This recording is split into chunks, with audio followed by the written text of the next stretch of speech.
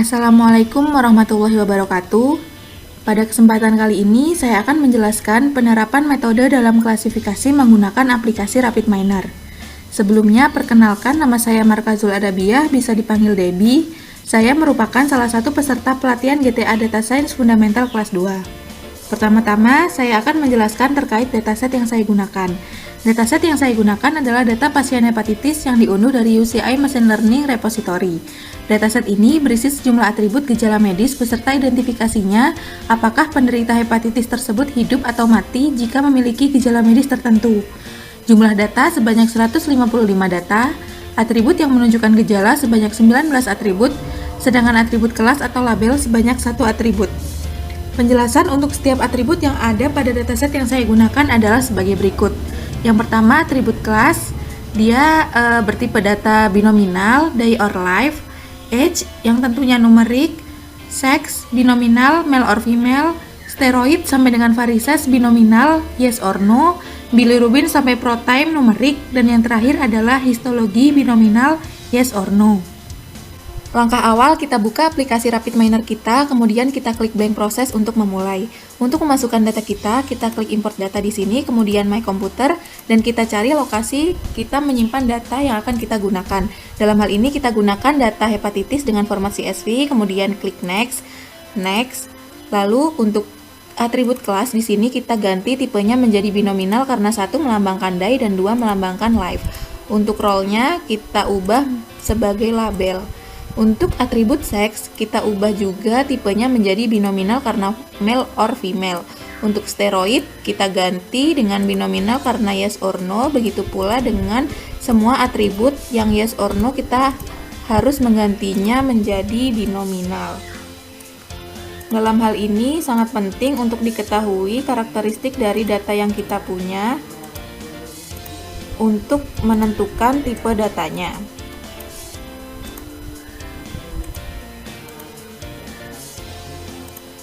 Kemudian yang terakhir adalah histologi, karena yes or no kita ganti menjadi binominal, klik next, kemudian kita simpan di local repository di bagian data dengan nama hepatitis, klik finish.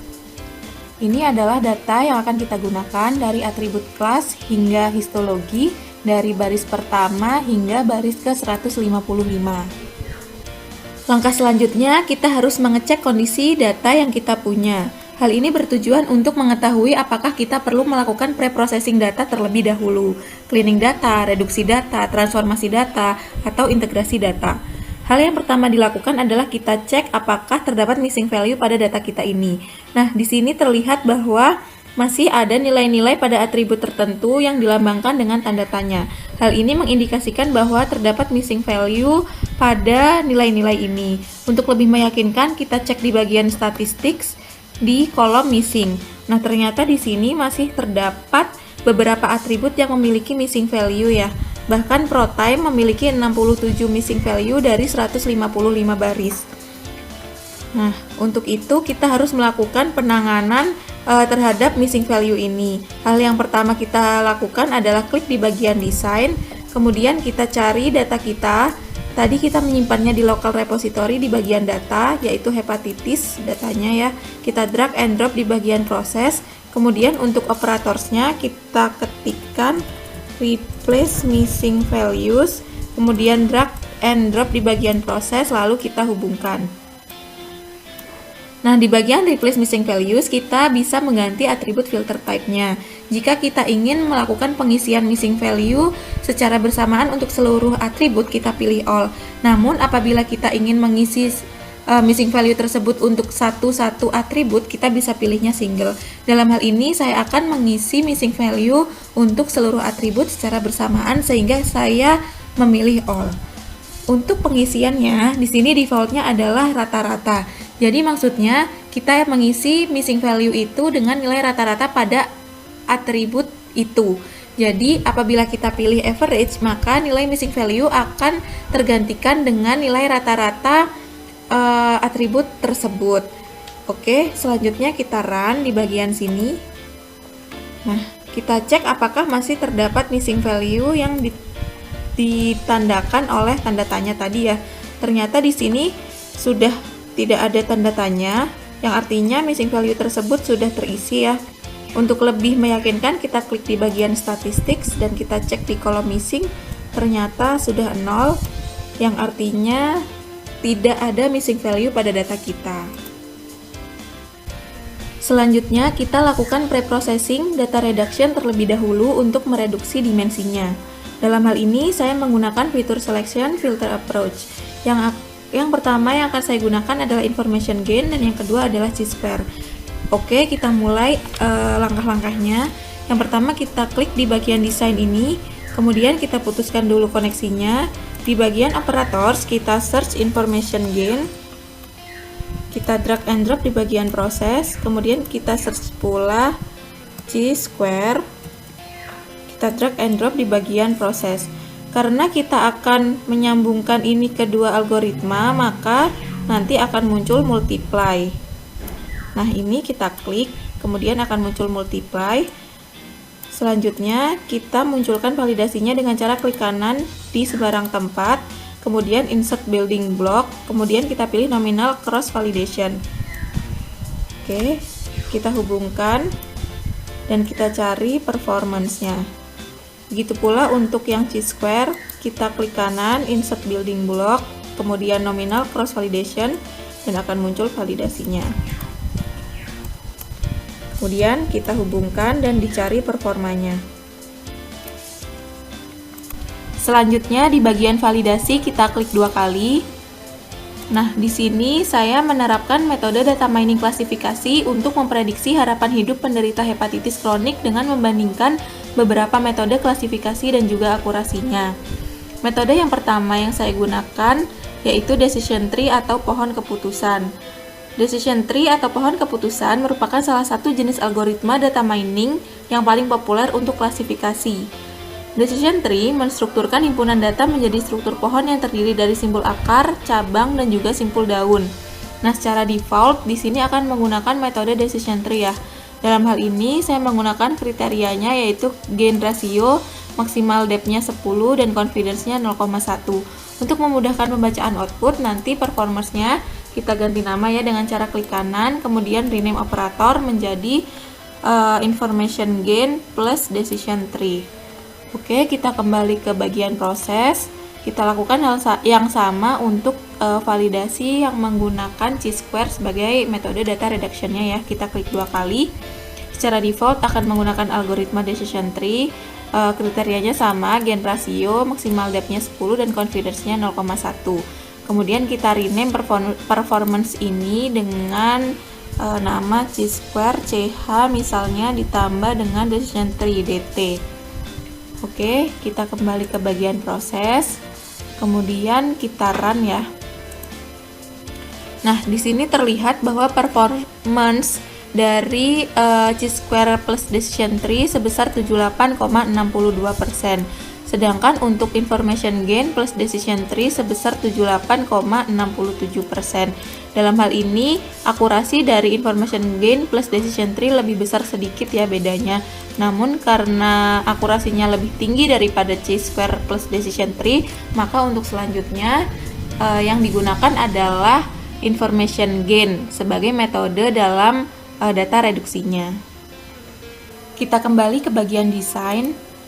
Nah, karena yang kita gunakan adalah information gain untuk mereduksi data, maka yang chi-square kita klik kanan, kemudian kita klik enable operatornya, dan untuk validationnya kita klik kanan pula dan kita klik enable operatornya. Nah, untuk multiply di sini boleh dihapus atau tetap seperti ini juga tidak apa-apa ya. Karena di sini saya membandingkan metode klasifikasi, maka di bagian validation di sini kita klik 2 kali dan kita gunakan metode klasifikasi yang kedua. Nah, metode klasifikasi yang kedua yang akan saya gunakan yaitu naive Bayes. Kita search di bagian operator sini yaitu naive Bayes. Kemudian kita drag and drop di bagian proses. Untuk decision tree-nya kita klik kanan, kemudian kita delete ya. Untuk naive Bayes kita hubungkan. Lalu untuk performance-nya kita ganti nama ya dengan cara klik kanan, rename operator, misal IG plus NB, naive Bayes. Oke, selanjutnya kita run ya. Nah, akurasi dengan menggunakan naive Bayes sebesar 83,08%. Sejauh ini berarti naive Bayes lebih bagus ya daripada decision tree. Kita kembali ke bagian desain untuk melakukan metode yang selanjutnya. Metode klasifikasi yang selanjutnya akan saya gunakan yaitu K-nearest neighbor atau KNN. Metode ini mencari kesamaan kasus dengan menghitung kedekatan antara kasus baru dengan kasus lama, yaitu berdasarkan pada pencocokan bobot dari sejumlah fitur yang ada. Langkahnya, kita klik kanan di bagian naive Bayes ini, kemudian delete, dan di bagian operatorsnya kita search KNN ya. Kita drag and drop di bagian proses, lalu kita hubungkan. Nah, K di sini menunjukkan jumlah data yang mirip dengan kasus baru yang nantinya akan kita cari dia masuk ke klasifikasi mana, ke kelompok mana. Nah, kita tentukan di sini 5. Kemudian untuk measure types-nya kita pilih yang mix. Untuk mix measure-nya kita pilih yang jarak Euclidean. Kemudian untuk performance-nya di sini kita ganti ya namanya dengan klik kanan rename operator information gain plus KNN gini. Kemudian kita run. Akurasi dengan menggunakan metode klasifikasi KNN menghasilkan nilai sebesar 76,12%. Nilai ini masih berada di bawah metode naive Bayes ya. Sejauh ini dapat disimpulkan bahwa metode naive Bayes masih lebih baik dari kedua metode yang telah kita lakukan sebelumnya. Untuk metode yang terakhir, kita kembali ke bagian desain. Kemudian kita hapus KNN di sini dengan cara klik kanan, delete. Nah, metode selanjutnya saya menggunakan random forest atau RF. RF adalah classifier dalam tipe pohon keputusan. RF muncul karena pohon yang dihasilkan decision tree tidak fleksibel ketika digunakan untuk mengklasifikasikan data baru. Prinsip kerja RF adalah membuat banyak pohon klasifikasi dari dataset. Algoritma RF menerapkan bootstrap aggregation. Keluaran dari classifier diperoleh dari gabungan prediksi semua pohon untuk kombinasi keputusan. Nah, langkahnya kita search di bagian operator sini, random forest, kemudian kita drag and drop di bagian proses, kita hubungkan. Nah, untuk number of trees-nya kita tentukan 100, kriterianya kita gunakan gain ratio dan maksimal depth-nya 10. Kemudian untuk performance-nya di sini kita ganti nama menjadi IG plus RF atau random forest. Kita run. Ternyata akurasi dengan menggunakan metode klasifikasi random forest sebesar 84,38%. Nilai ini lebih besar dari metode klasifikasi yang telah dilakukan sebelumnya yaitu decision tree, naive Bayes dan juga KNN ya. Sehingga dapat disimpulkan secara keseluruhan metode random forest merupakan metode klasifikasi terbaik untuk data yang kita gunakan. Untuk mengetahui pohon-pohon yang terbentuk dari metode random forest, kita kembali lagi ke bagian desain, kemudian ke bagian proses ya, dan kita hubungkan mode di sini, model ke trace ya. Nah, kemudian kita run.